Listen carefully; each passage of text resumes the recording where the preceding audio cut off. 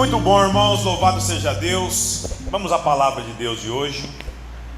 Nós estamos nessa série de mensagens intitulada O que quer que eu faça, onde estamos vendo o Evangelho de Marcos de forma expositiva, ou seja, texto a texto.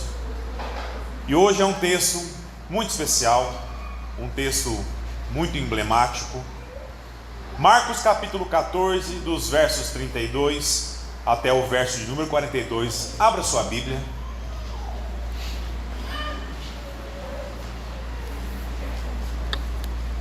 Evangelho de Marcos capítulo 14, dos versos 32 até o verso 42.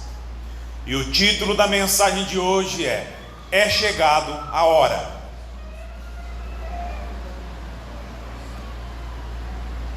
Marcos 14, de 32 a 42, diz assim a palavra de Deus: Então foram para um lugar chamado Getsêmani, e Jesus disse a seus discípulos: Sentai-vos aqui enquanto vou orar. E levou consigo Pedro, Tiago e João. Então começou a afligir-se e a angustiar-se, e disse-lhes: A minha alma está tão triste que estou a ponto de morrer. Ficai aqui e vigiai. E adiantando-se um pouco, Jesus prostrou-se em terra e começou a orar, para que, se possível, ele não tivesse que passar por aquela hora. E dizia: Abba, Pai, tudo te é possível. Afasta de mim este cálice. Todavia, não seja o que eu quero, mas o que tu queres.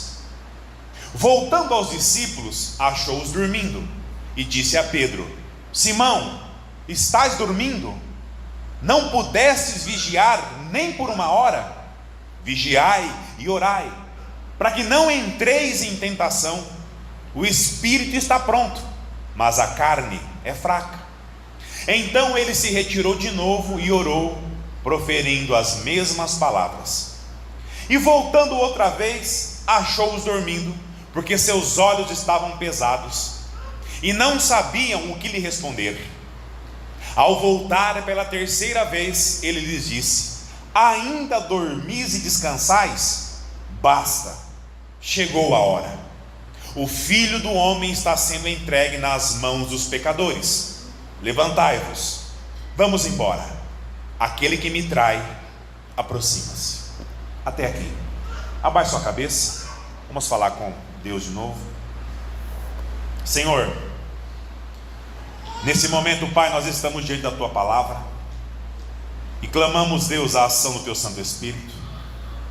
Abra, Pai, o nosso coração e entendimento, para que nós consigamos enxergar todas as verdades contidas aqui, Deus, e que esse texto fale ao nosso coração, nos transforme, Deus, nos ressignifique de dentro para fora. Esse é o desejo do nosso coração. Nós oramos e te entregamos essa oração, e fazemos isso nos méritos de Jesus. Amém. Meus irmãos, daqui a 4 dias nós estaremos comemorando mais um Natal, uma data emblemática sobre o nascimento de Jesus, porém uma data muito, mas muito mais celebrada por conta da festa, da ceia, dos presentes, do que do nascimento de Jesus propriamente dito. Hoje a palavra de Deus irá nos lembrar qual o propósito que Jesus veio a esse mundo. Além disso, o que ele teve que passar para que nós pudéssemos celebrar o seu nascimento. Do nascimento até o dia que esse texto relatado por Marcos aconteceu, se passaram mais de 30 anos. Mais de 3 décadas vividas aqui na terra, daquele que é eterno. E o texto de hoje irá falar muito ao meu e ao seu coração, no sentido da confiança que devemos depositar naquela criança que nasceu, cresceu, que viveu para fazer o bem mas que foi renegado, foi traído, condenado, morto injustamente. O texto de hoje nos fará refletir que o Rei do Universo, o Todo-Poderoso Criador e sustentador de tudo o que há, o sustentador da nossa própria vida e da vida como conhecemos, não só aqui, mas também no porvir, ele sofreu, sentiu a dor da traição, sentiu o abandono, a aflição, clamou ao Pai por sua vida, também humana, ele era Deus, mas também homem, mas ele cumpriu à risca a vontade de Deus em seu propósito, e nos oferecer a salvação eterna. Amém, irmãos? E para a gente contextualizar, sem perder o fio da meada, domingo passado, nós vimos que Jesus celebra a última Páscoa com os seus discípulos. Vimos como Cristo de fato está no controle de absolutamente tudo, tudo está no controle de suas mãos. Nós vimos que ele ansiava por aquela Páscoa, antes mesmo da fundação de tudo que há fossem lançadas por Deus. Cristo já sabia e aguardava muito aquele momento, o momento de morrer naquela cruz por nós. Vimos também que ele prediz que entre eles um o trairia, e isso acabou fazendo com que todos se perguntassem: será que sou eu? E Jesus diz que quem o trairia era aquele que comia em seu prato, ou seja, uma pessoa próxima, uma pessoa íntima. Vimos também Pedro dizer que jamais faria isso, e que morreria por ele se preciso fosse. Vimos que Jesus, ele institui a verdadeira Páscoa através de um memorial com pão e com vinho, sendo a ceia do Senhor como conhecemos hoje, onde o pão representa o seu corpo e o vinho o seu sangue. E Cristo exorta Pedro dizendo que antes que o galo cantasse 2 vezes, ou seja, antes do raiar do sol, Pedro negaria ele por 3 vezes. Mas como bom pastor, apesar de ferido, abandonado por suas ovelhas, Jesus disse que voltaria, e voltaria ressurreto, e arrebanharia todos novamente na Galileia. E o Evangelho de João nos relata todo esse momento, com muito mais detalhes do que o Evangelho de Marcos. Depois em casa, leia o Evangelho de João, capítulo 13 até o 18, para ver que tudo que Jesus disse nessa noite, nessa última ceia, com muito mais detalhes que Marcos. Em João, ele lava os pés dos discípulos, ensinando o que? Humildade. Ele vai dizer que ele é a videira verdadeira, que é o caminho, a verdade e a vida, e que ninguém irá ao Pai se não for por ele. E diz para todos terem o que? Bom ânimo, pois apesar da perseguição que recairia sobre todos, ele diz que venceu o mundo. Então depois leia João de 13 até o 18, amém? E hoje chegamos ao momento em que Jesus estará sendo entregue na mão dos sacerdotes. E eu peço a você, irmão, que não feche a sua Bíblia, mantenha ela aberta e leia novamente comigo o verso 32. Leia comigo. Então foram para um lugar chamado Getsêmani, e Jesus disse a seus discípulos: sentai-vos aqui, enquanto vou orar. Meus irmãos, Jesus na última noite, ele faz algo bem interessante. De tantos lugares onde ele poderia escolher para irem, ele escolhe justamente um jardim, o Jardim das Oliveiras, ou Getsêmani. Eu creio que todos lembram que também foi em um jardim que o homem sucumbiu ao pecado. Adão no jardim do Éden cede à tentação e cai em desgraça perante Deus. E aqui vemos Jesus restaurando a graça de Deus sobre nós, também no jardim. No primeiro, Adão fica marcado por querer fazer o quê? A sua vontade, a vontade dele. E nesse, Jesus apenas cumpre a vontade do Pai. E esse aqui não é um jardim comum. Getsemane, ou popularmente conhecido como Jardim das Oliveiras, mas que em hebraico significa prensa de azeitonas ou de olivas. Meus irmãos, esse lugar nós sabemos que a intenção de ter essas plantações é para justamente fazer o quê? Um bom azeite de oliva. E nós sabemos que para fazer um bom azeite de olivas ou azeitonas, qual que é o processo disso? É esmagar. Elas são esmagadas, elas são prensadas, trituradas, para poder extrair o suprassumo, mais puro azeite. E outra coisa interessante aqui é que justamente isso está prestes a acontecer com Jesus, para que o perdão de Deus seja derramado como um azeite, nos ungindo com a sua graça e com a sua misericórdia. E Jesus diz a todos: sentai-vos aqui enquanto vou orar. Meus irmãos, na hora da dor, na hora da tentação, o que eu e você deveríamos fazer? Orar. Orar. Repare que Jesus a todo momento ele está o quê? Em oração, em comunhão com o Pai. Jesus, ele ao longo do seu ministério, ele dedicou muito mais tempo à oração do que o ministério em si. E isso tem que falar muito ao meu, seu coração, irmão. Oração. Oração. Você tem orado? Você tem orado?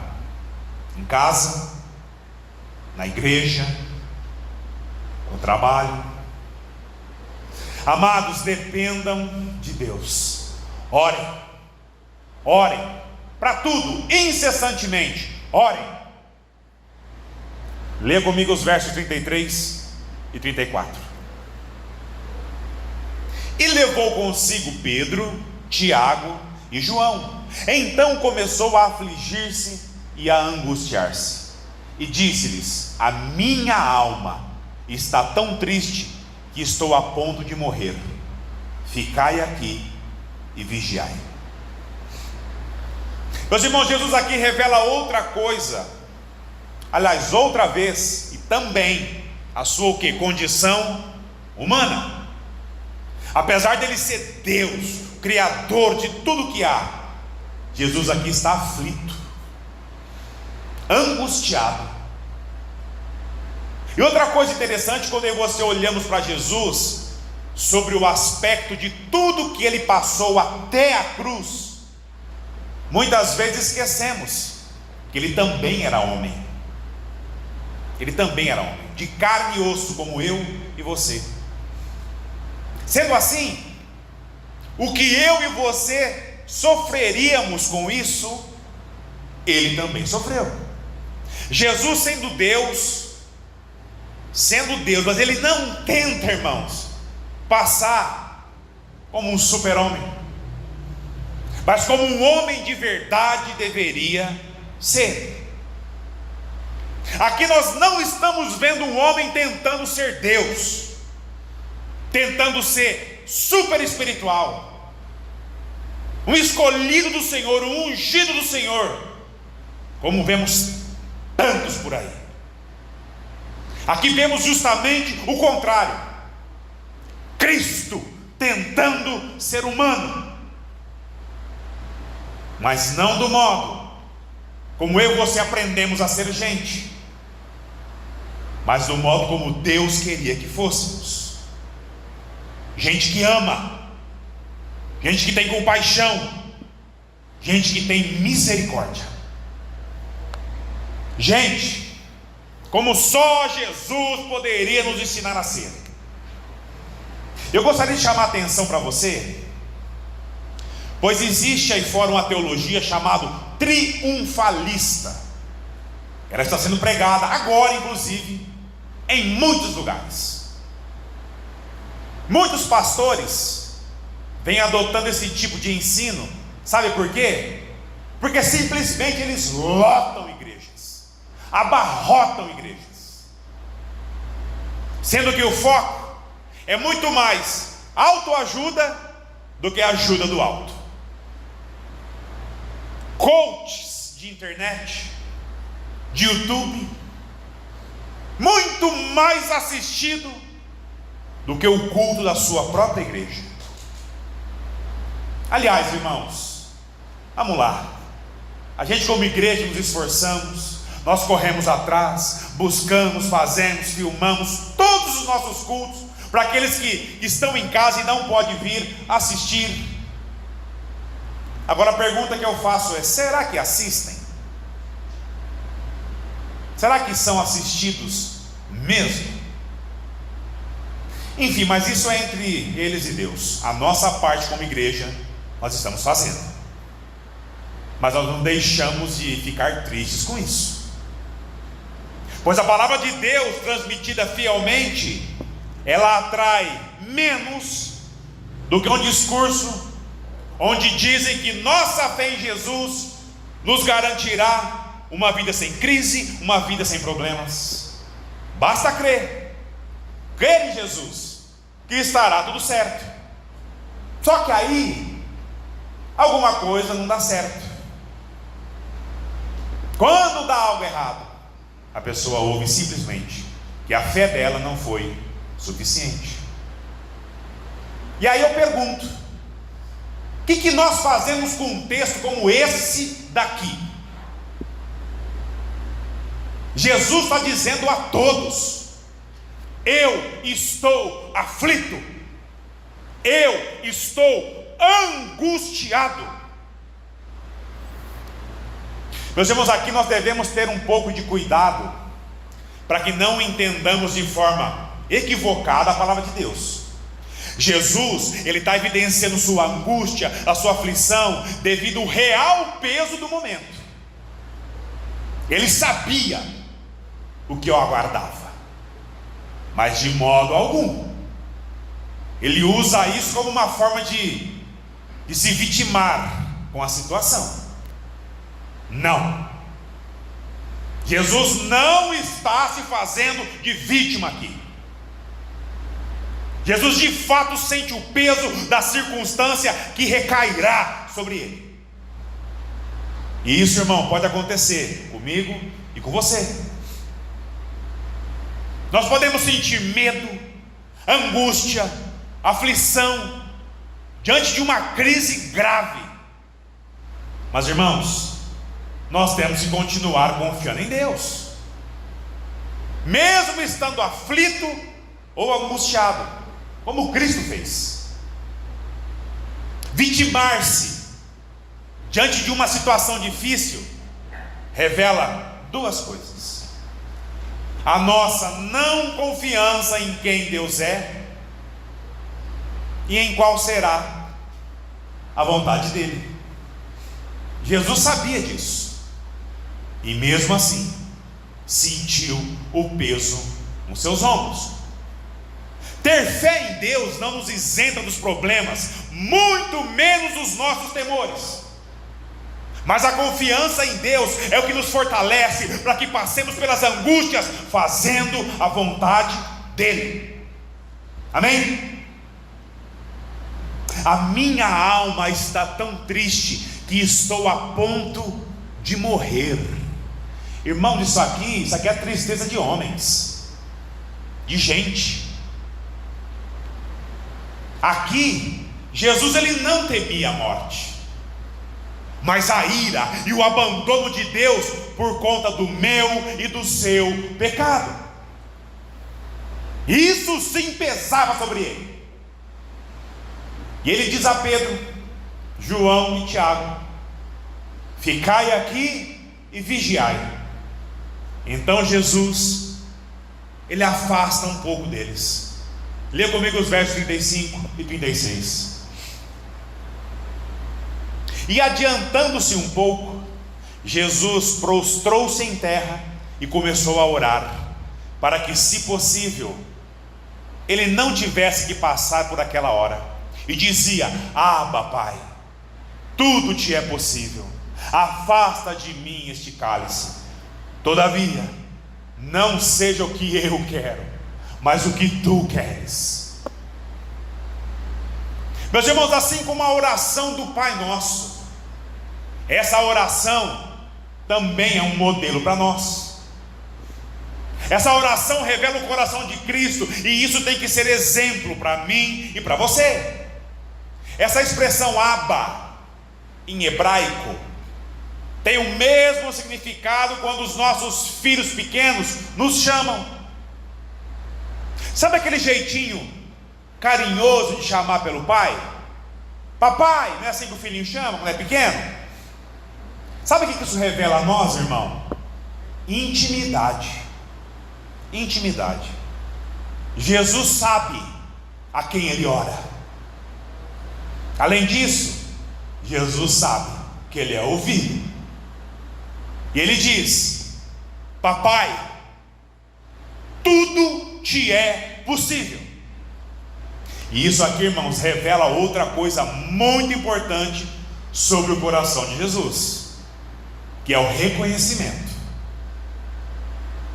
E quando Jesus diz isso, na verdade, ele está dizendo a mesma coisa que disse a seguir: afasta de mim esse cálice, papai. O Senhor pode todas as coisas, portanto afasta de mim essa dor. Mas que cálice que é esse que Jesus pede para o Pai afastar dele? Não precisa abrir não, só acompanhe comigo aqui, Jeremias 25, verso 15. Pois assim me disse o Senhor, o Deus de Israel: toma da minha mão esse cálice do vinho do meu furor, e faze que o bebam todas as nações a quem eu te enviar. Apocalipse 14, verso 10. Também beberá do vinho da ira de Deus, preparado no cálice da sua ira, sem mistura, e será atormentado com fogo e enxofre diante dos santos anjos e do Cordeiro. Meus irmãos, se possível, afasta de mim esse cálice. Essa sim é uma oração de revelação. Você gosta de revelação, irmão? Tem irmão que gosta, né? Tem irmão que, olha, falou em revelação, ele é conhecido como o crente Kodak, o crente Fujifilm. Ele ama uma revelação, mas não é a torta direita como fazem por aí não. Aí é ignorância bíblica e vontade de coração apenas. E por que essa é uma oração de revelação?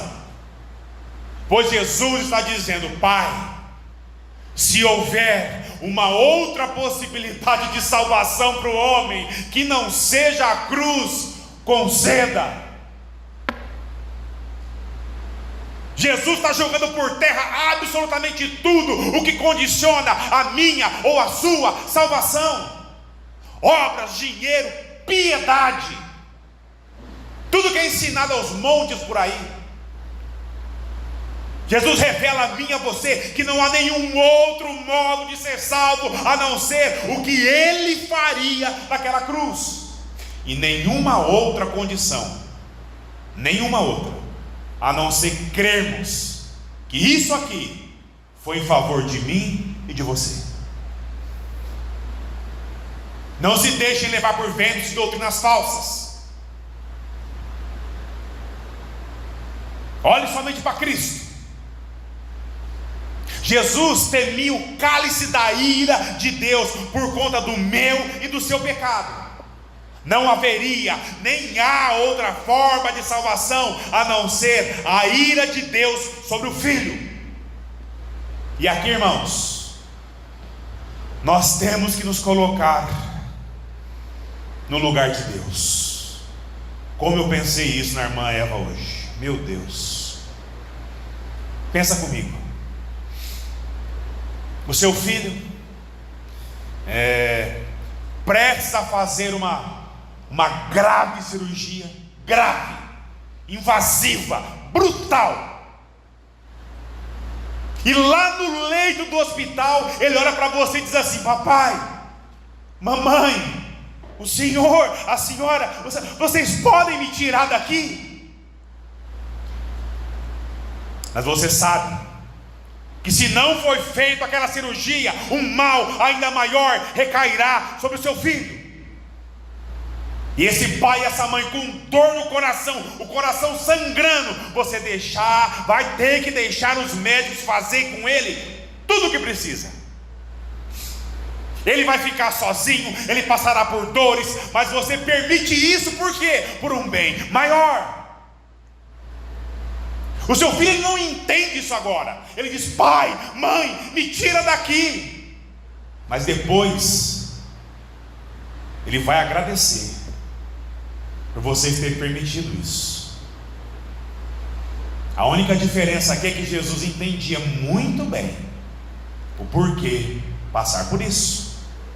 Jesus sabia que toda a dor que ele irá sentir será por um bem maior, e esse bem seria imputar nele todos os pecados dos homens do passado, presente e futuro. Tudo o que aconteceu, o que acontece e que ainda irá acontecer. Por isso que Jesus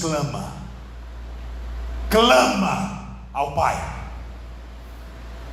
E Jesus continua a sua oração: todavia, não seja o que eu quero, mas o que tu queres.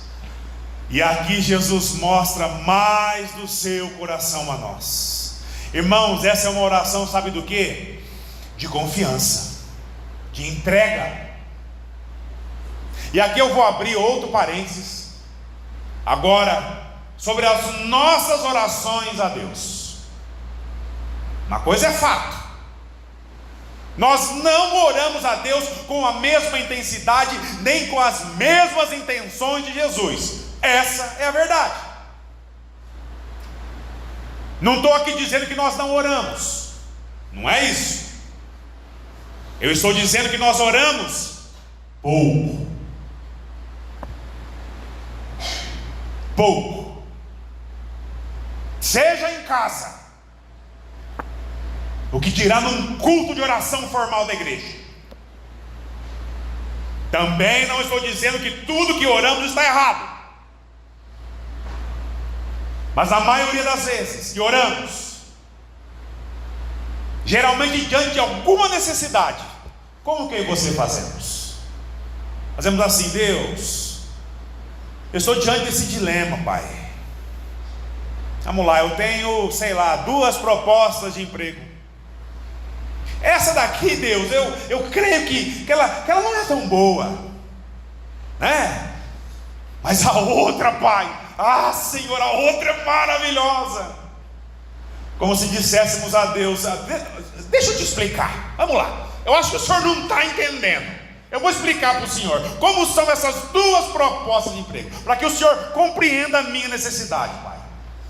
Meus irmãos, nós já começamos motivados por interesse a tentar persuadir Deus a conceder aquilo que nós queremos, como se Deus, Ele não soubesse disso. Senhor, Senhor, esse carro que o meu amigo está vendendo, oh Deus, que misericórdia, Deus na graça, é muito bom, ele está novinho, Deus.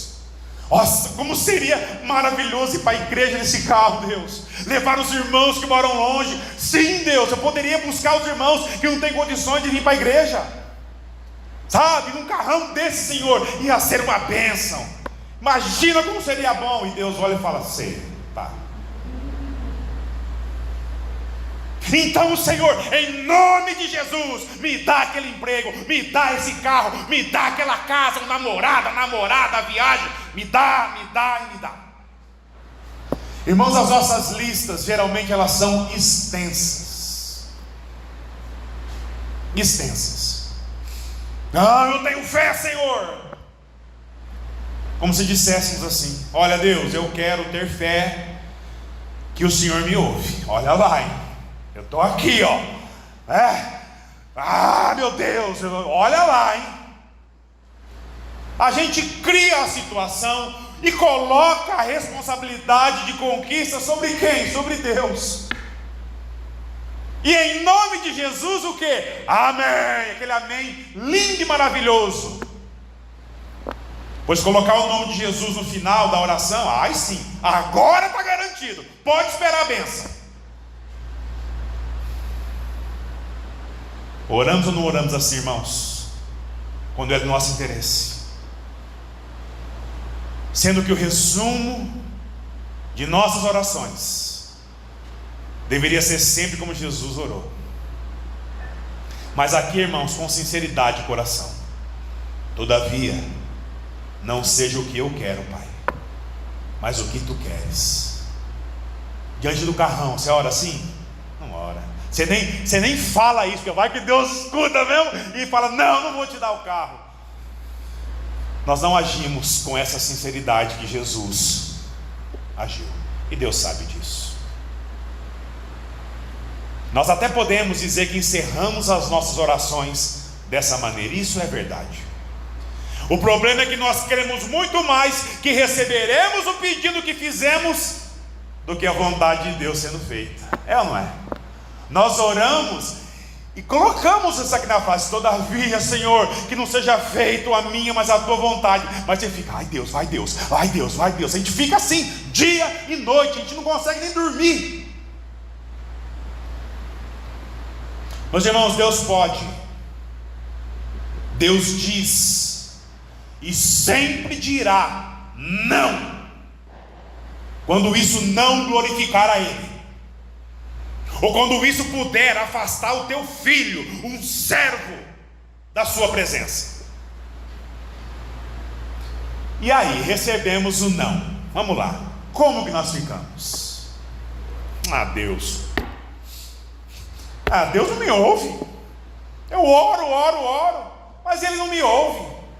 Quer saber? Eu acho que Ele nem sabe que eu existo. Irmão, presta atenção. Oração de verdade, oração forte, não é aquela que declara o bem a si mesmo. Isso não é fé, isso é interesse. Ter fé é entregar-se voluntariamente tudo aos desígnios de Deus. Sabe por quê? Pelo simples fato que Ele sabe o que é melhor para mim e para você. Se o carrão for uma bênção, irmãos, pode esperar, Ele vai dar. Mas se não for, o máximo que pode acontecer é você entrar num banco, fazer uma dívida e acabar com a tua vida, por causa do teu coração. E nós esquecemos isso com uma frequência assim absurda. E tem gente que ora, sim, não pedindo que aconteça, mas que não aconteça. Também tem, irmãos. O sujeito foi lá e fez a maior burrada da vida dele, e foi pego, pegaram ele em flagrante. E aí começa o que? O desespero, né? A pessoa começa: ai meu Deus do céu, Senhor, passa de mim esse cálice. Como assim, irmão? E as consequências dos seus atos? Faz o que com isso? Aí a casa cai, tudo desmorona, a fatura chega para ser paga. A pessoa olha para Deus e fala: ô Senhor, tem misericórdia de mim, Pai. Meus irmãos, orar a Deus de forma correta, como Jesus fazia, isso aqui não é fácil. Pois nós temos um fator complicativo que Ele não tinha. Sabe qual é? O meu e o seu coração.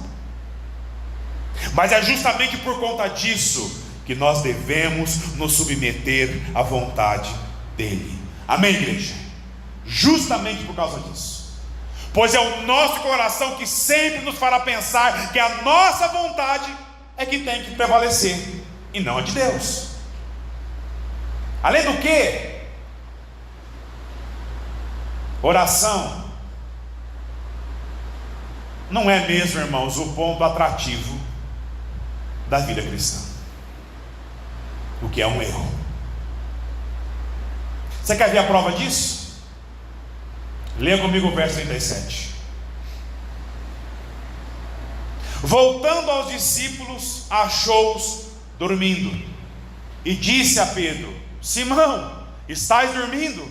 Não pudestes vigiar nem uma hora? Meus irmãos, isso aqui de fato acalma um pouco o meu coração, pois se até os discípulos que andavam com Cristo não tinham essa capacidade, o que dizer de mim de ser, né? Isso aqui eu fico mais tranquilo, fico mesmo. Mas isso não significa que Jesus espera outra coisa de mim e de você. Não. Leia o verso 38. Vigiai e orai, para que não entreis em tentação. O espírito está pronto, mas a carne é fraca. Meus irmãos, Jesus está dizendo aqui: aqueles homens, orem, não só por mim, mas por vocês também. O meu espírito está pronto, mas a condição carnal a qual eu fui destituído, ela é fraca. Eu sei disso. Haja visto o que eu estou sentindo nesse momento. Que dirá vocês, que são muito mais carne do que espírito. Orem, orem. Isso aqui é um imperativo, é uma ordem. Orem. Leia comigo os versos 39 até o 41. Então ele se retirou de novo e orou, proferindo as mesmas palavras, e voltando outra vez, achou-os dormindo, porque seus olhos estavam pesados, e não sabiam o que lhe responder. Ao voltar pela terceira vez, ele lhes disse: ainda dormis e descansais? Basta, chegou a hora. O Filho do Homem está sendo entregue nas mãos dos pecadores. Meus irmãos, isso aqui revela o quanto falhos eu e você somos, o quanto precisamos de Jesus em nossas vidas desesperadamente. Não é Deus que precisa de nós, Ele nos ama apesar de nós. Nós é que precisamos dele. E Jesus, percebendo que o momento da sua captura se aproximava, verso 42, leia comigo: levantai-vos, vamos embora, aquele que me trai aproxima-se. Meus irmãos, quantos ensinamentos esse texto, quantas coisas reveladoras, esclarecedoras nós temos no nosso relacionamento com Cristo. Ele se fez carne, irmão, se destituiu do seu poder, da sua majestade, da sua glória, por amor a nós e obediência ao Pai. E na condição de carne, como eu e você, sentiu na carne tudo que estava destinado a mim e a você, por conta do meu e do seu pecado. Jesus se aflige não pela dor física ou pela morte em si. Ele sabia, irmãos, que ressuscitaria dali 3 dias. Mas a aflição de Cristo era por conta do abandono do Pai, o voltar às costas de Deus, o se retirar do seu próprio Filho naquela cruz. Aquele que era eternamente gerado em eterna comunhão na Trindade, agora seria deixado só para morrer por nós. Jesus mostra que não há outra maneira de chegar ao Pai se não for por Ele, e pelo que Ele fez por nós. Nada do que você possamos fazer vai nos proporcionar isso. E isso deve ser motivo, sabe do que, irmãos? De alegria, descanso e confiança, pois isso não se dá por nós, mas por meio dele. Creia, irmão, creia com sinceridade de coração, e ore, ore, Ore, irmão, pelo amor de Deus, ore, para que Ele tenha a mesma misericórdia com aquele a qual eu e você amamos, aquele a qual não conhece verdadeiramente o meu e o seu Senhor. Ore para que a misericórdia dele se recaia sobre essas pessoas, assim como recaiu sobre mim e você. Que prevaleça sempre a vontade dele em nossas vidas. Daqui a alguns dias, irmãos, nós celebraremos o Natal. O Natal daquele que sempre existiu,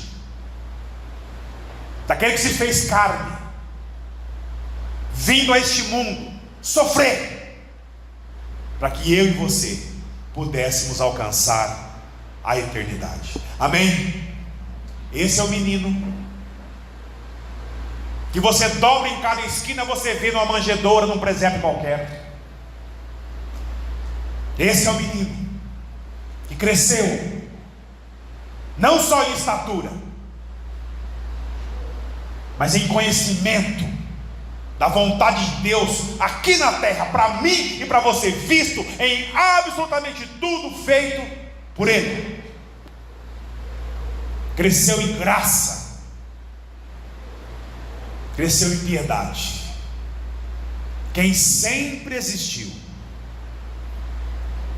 cresceu aqui nessa terra, para que eu e você um dia pudéssemos olhar para Ele, para esse sacrifício, e reconhecer que eu e você somos miseravelmente pecadores e precisamos da graça desse menino que vamos celebrar daqui uns dias. Celebre o nascimento de Jesus, mas não ignore o fato que Ele é rei, que Ele é soberano sobre todas as coisas, sobre a minha e sobre a sua vida. Amém? E Ele virá de volta para levar a sua igreja. E ai daquele que estiver do lado errado. Confie na graça, confie na misericórdia de Deus, e busque entendimento através da sua palavra, para que a cada dia Ele cresça em nós e nós diminuamos. Amém? Abaixe a cabeça.